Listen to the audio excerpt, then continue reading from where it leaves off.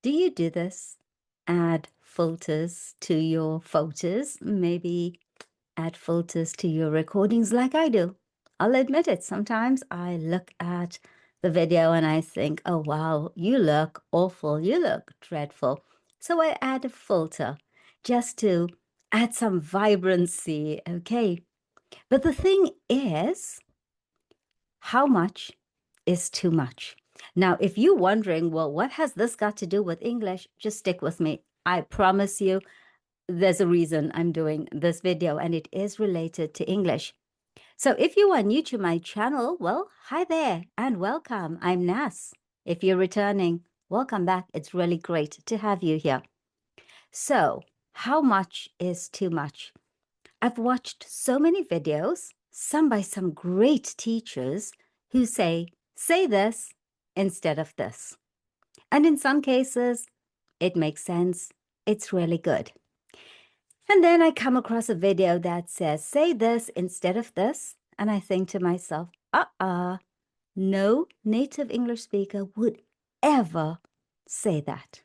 So in today's video, I want to walk you through phrases that will elevate your English in an organic way, in a very natural way, so you sound like a native English speaker and you don't sound pompous or like an imposter. So let's start with an example of how you can really get this wrong. And by the way, when students of mine level up their English and they use a better phrase, I smile. But if you sound pompous, unfortunately, people are not going to smile. They're probably going to laugh or snigger behind your back. You don't want that, right?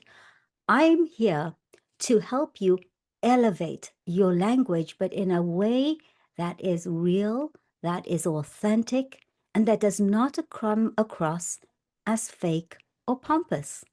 We're going to add a filter, but just a little, not too much. And by the way, do you think I've used a filter in this video? Comment and let me know. You don't need to sound like a thesaurus to sound fluent. There's a real difference between leveling up your English, adding that filter, and sounding like you swallowed a soap opera script. So today we're going to look at a real example and how real native English speakers like myself express ourselves. So let's start with a simple example. I'm tired. Nothing wrong with that, but we are here to level up your English. So instead of saying, I'm tired, you could level it up by saying, I'm beat. I'm beat. I'm drained. I'm drained. I'm wiped out. I'm wiped out. So instead of saying I'm tired, you could say I'm beat. I'm drained. I'm wiped out. But what is the thesaurus soap opera pompous version that you really do not want to use? I'm experiencing emotional fatigue due to the cumulative burden of circumstances. Wow, no, no, please don't be that guy. I've been tutoring for more than 12 years, and I've had IL students come to class using these pompous phrases, and they think it's going to fly in an IL speaking test, which, by the way, is informal speaking. Not only do they sound absolutely ridiculous, it doesn't meet the criterion. So, in today's video, I'm going to walk you through 10 everyday phrases people use to upgrade their language all the time, but it's the natural way. It's the fluent way. It's a little filter, not too much. And I'm also going to tell you why it's better. We're going to stay away from the cringy way and stick around until the end because there is a free downloadable worksheet. Also, if you guys really love this video, I'm going to do a second episode with 10 more of these phrases. So let's start with real English. I don't know. I don't know. Well, instead of saying I don't know, you could say beats me. Beats me. Instead of saying I don't know, beats me. I'm very tired. I'm very tired. I like this one. I'm wiped out. And why is this better? It's more expressive, isn't it? I'm very tired. I'm wiped out. I'm wiped out. I like this one. And as we go along, please do hit like, but just once when you hear the phrase that you love. Or you can go and comment below and let me know which one really resonates with you. Oh, number 3 on the list, it's not my job. It's not my job. Don't say this. Please don't say this. Even if it's not your job, don't say this. By the way, there's a whole video on this, so I will link it in the description. Go and check that out. I am really on a mission to help everyone with real world English. So if you're loving it, take a moment to subscribe. So instead of saying it's not my job, what could you say? That's outside my wheelhouse. That's outside my wheelhouse. I like this one. It's tactful, it's polite, but you're still saying it's not my job. But there's no need to be rude about it, right? That's not in my wheelhouse, or that's outside my wheelhouse. I'm angry. I'm very angry. How many times a week are you angry or very angry? Just comment a number below. But instead of saying, I'm very angry, I'm fed up. I'm fed up. This is so natural.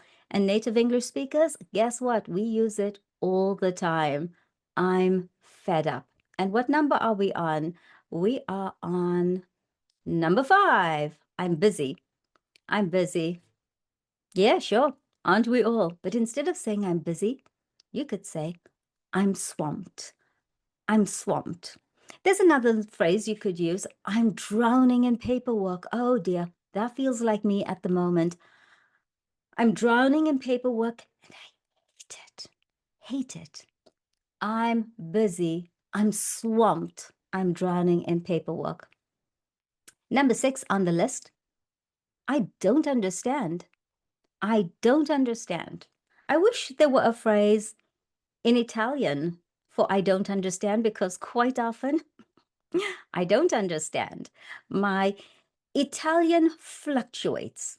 Just before I go on my biannual trips, I really focus. And when I'm there, I'm hearing Italian all around me. It's full, immersive Italian, and my Italian level goes up. But when I first land at the airport, my Italian is not so great, so I don't understand what they are saying to me. So what could I say? Well, in English, and if anyone is Italian, let me know what I could say if I don't understand. I think it's non capisco, but I want something better than that. That's so basic. That's just I don't understand. Well, in English, I'm not following. I'm not following. Yeah, I'm not following. I like this one. And we are now at number 7. Oops, oops, I forgot. Oops, I forgot. But instead of saying I forgot, you could say it slipped my mind. It slipped my mind. Are you loving that one? Instead of saying I forgot, it slipped my mind. Number 8, no problem, no problem. Nothing wrong with no problem. To be quite honest, I like no problem. But you could also say all good. I don't really feel like this is a leveling up, but all good is modern, it's friendly, but no problem. That's the one I use all the time. Maybe I'm not modern. What are your thoughts? Number 9 on the list is I'm not sure. I'm not sure. I don't know whether I agree or disagree. I'm not sure. Okay, how about I'm on the fence? I'm on the fence. It's fluent, it's idiomatic, and you are going to sound like a native English speaker if you say, I'm on the fence. I'm not sure. I'm on the fence. And number 10 for this episode, like I said, we're going to do a follow-up episode of real world English and real English that real native English speakers use. This is not a thesaurus. This is real English. So, number 10, it's easy. It's so easy. It's really easy. Riding a bike, it's easy. Except for me. I used to ride a bike when I was a kid, and then I think I forgot. They say you never forget. Well, I'm proof that you can forget. So, people always say to me, riding a bike, it's easy. Well, to those people, instead of saying it's easy, why don't you say it's a no-brainer? It's a no-brainer.